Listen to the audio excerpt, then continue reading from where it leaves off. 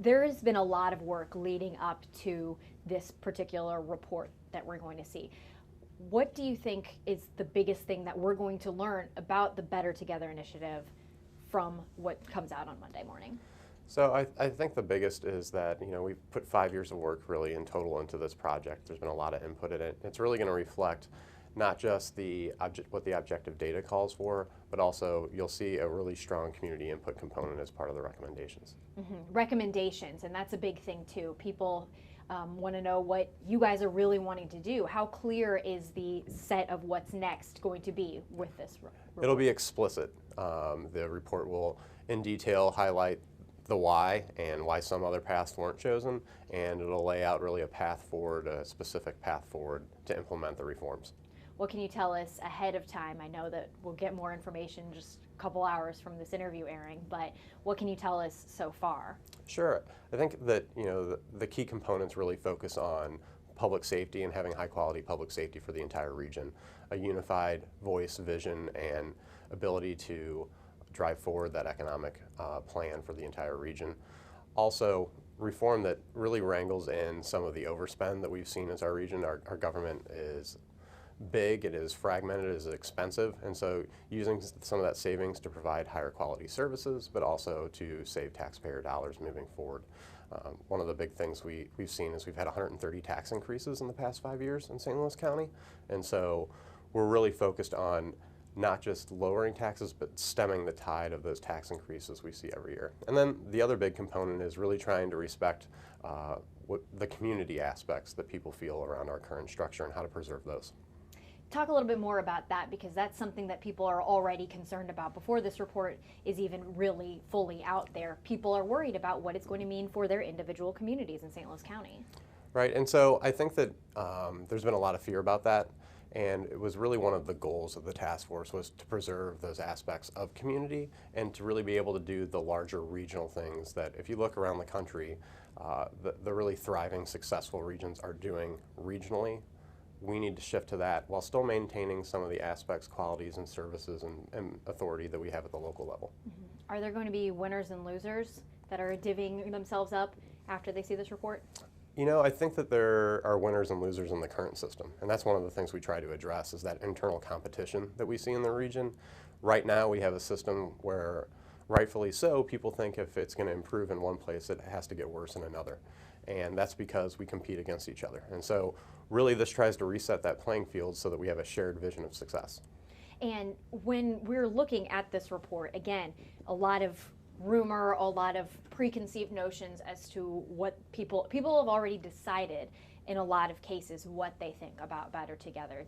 To what extent do you think people's minds are going to change? I think we've seen a lot of movement just throughout this process.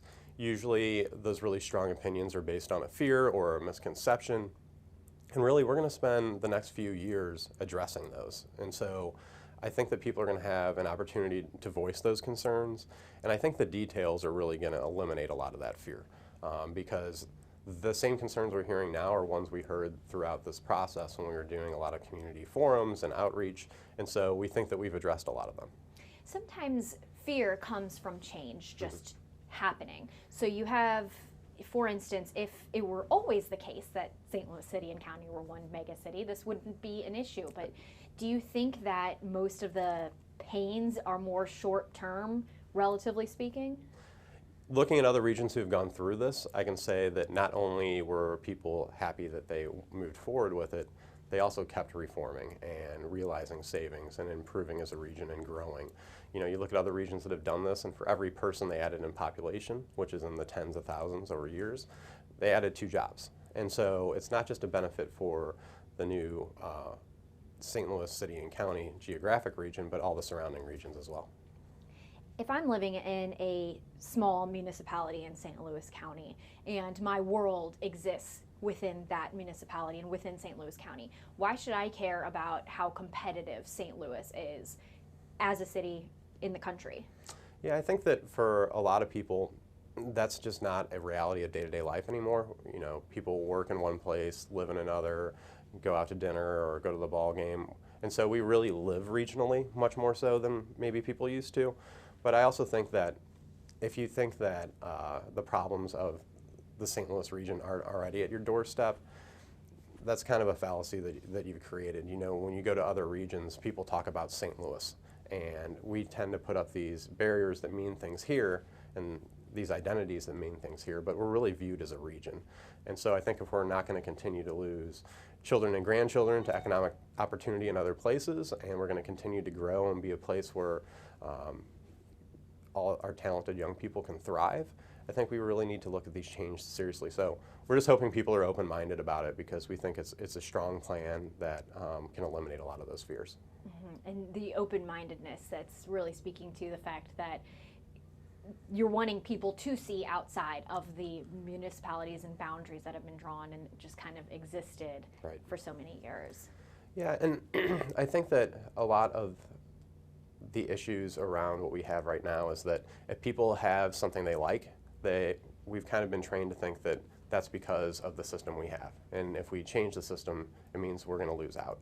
And really, what we've seen in the other regions is the success of reform really expands the high quality services to the other places in the region. It doesn't make them decline for those that have it. And so, you know, it's really a matter of saying, is my quality public safety because I have a smaller or large department, or is it because the standards we have and what the resources we have? And it's usually those things more so than the structure that people equate to quality service. Mm-hmm.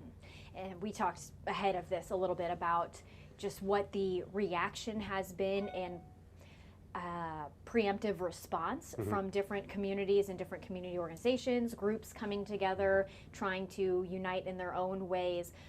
Do you wish that they would wait until they see more from the report? How do you plan on working with these community groups moving forward? I do, and I think that there's still going to be an opportunity for that conversation moving forward. This is not something that people are going to have to vote on the next day. There's going to be a good chunk of time before they have to do that. And so I hope that we're able to get to those groups that are sincere. You know, I think there's other groups that are going to be opposed to anything. I think that, you know, nothing exemplifies the leadership issues in St. Louis more than the Municipal League getting 88 mayors together in a room to vote to study something and have a conversation for 2 more years. That's one of the problems we have, is we're really reactive, and when other regions are acting, we talk some more. And so I hope that we're really able to show people that this is one of our last shots as a region to improve this, to address our declining population and our economic stagnation. That's an interesting way to put it. It's one of our last shots. So you think the time, while there's still a lot more time to go before real implementations are made from the report's recommendations, it needs to keep moving forward.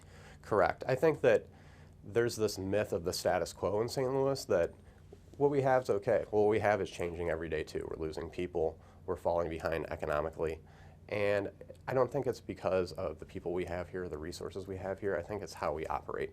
And so I think if you look at those other regions, they're moving boldly forward, they're innovating, and so every day that we stay in our current structure, it's not only a day that we aren't improving, it's a day that another region is improving and passing us by even more. That's a good point to make. We're sitting in an office in a nice space in Brentwood. You know, Brentwood's doing just fine, Maplewood's doing just fine, Clayton's looking good.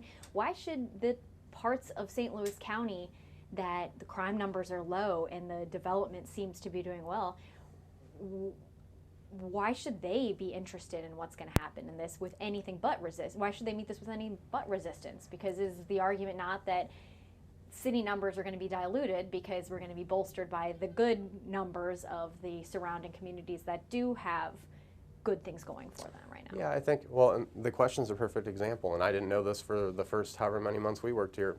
We're in Richmond Heights, and Brentwood is like a half a block that way. And so I think that perfectly exemplifies, you know, how artificial those barriers really are. And I think that in this current system, that's one of the toughest things to address is you're always going to have some successful communities. But as a system, I think we're failing our region. And so what we really need to do is stop thinking just as Brentwood or just as Richmond Heights or just as Clayton and start thinking like a St. Louis region. Because unless we start operating that way, you know, we're going to continue to decline. And we don't have plans, we don't have the authority to drive those plans forward when it comes to economic development and public safety. 2 of the things we talk about most of the time, you know, who's in charge of those? And we don't really have that position, that leadership position in St. Louis.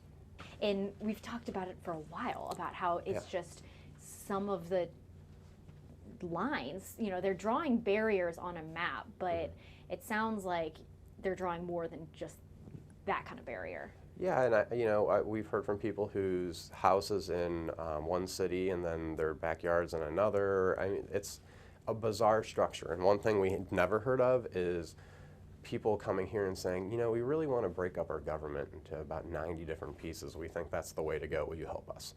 That doesn't happen. However, if you go to Indianapolis, you go to Louisville, you go to Nashville, they almost weekly have groups coming in from other regions talking about how do we move forward boldly like you did. Because those are regions that you hear about now. And I think that we used to have young professionals or even working class people that are just trying to find opportunity for jobs going to bigger cities, Chicago, New York. That was pretty typical. Now you hear about people moving to Nashville, Asheville, Charlotte, Austin, cities that even 10 years ago we would have been looking down our nose at are just flying by us. And so I think what's most troubling is not just that, but what are we going to do about it? And I don't know that we have an answer right now. And for a lot of people, while you guys, Better Together has been a thing for several years, working behind the scenes, this is going to be the first time, once this report is released, it's going to be the first time that some people are genuinely paying attention to the message that you bring out. And they're going to hear the name Better Together. And tell me a little bit about what you want the first impression to be when they meet you through this report especially, and through the name Better Together. Well, I think that the important part of the name is it really was meant to identify the process we utilized throughout our work, which was not just looking at reports and data and financials, but working with community leaders, community groups at the grassroots level. Over these 5 years, we've met well over 10,000 people. And now that's in a region of 1.3, and you can't reach everyone, but we've tried to reach them through something they care about or a group they're a part of, or a leader that represents them.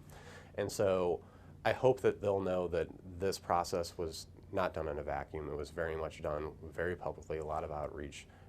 The number of town halls I believe is 15 to 20, and those are just the large scale events.